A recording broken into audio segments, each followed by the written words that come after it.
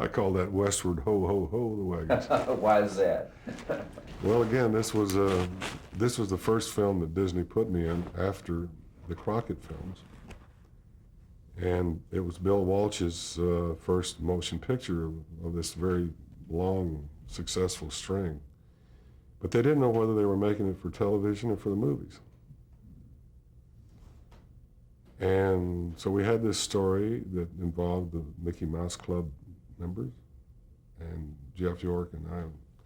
And it was an in-town located location. It was the most expensive Western probably been made in many a moons that didn't leave town, you know. Really? So, you know, at that time, it didn't matter too much. Just they wanted to get a film out with Jeff and myself, and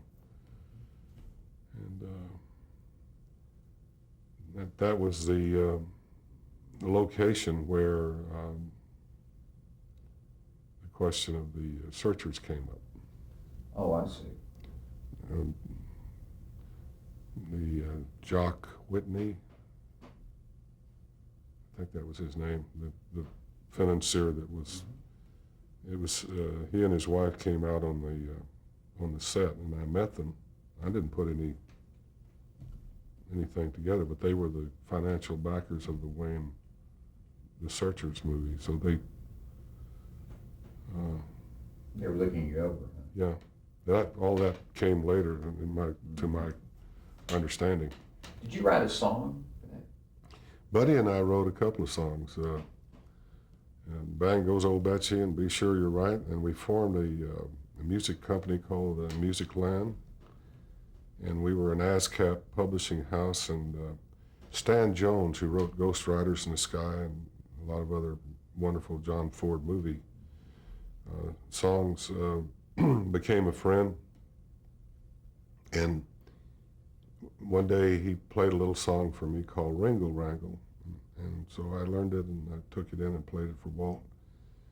And I said, you know, I thought this might fit in that Westward Ho the Wagons. And he said, oh yeah, go ahead and do it.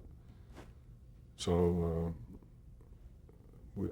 we did, so then I thought after the fact that Buddy and I had this publishing company, so I said,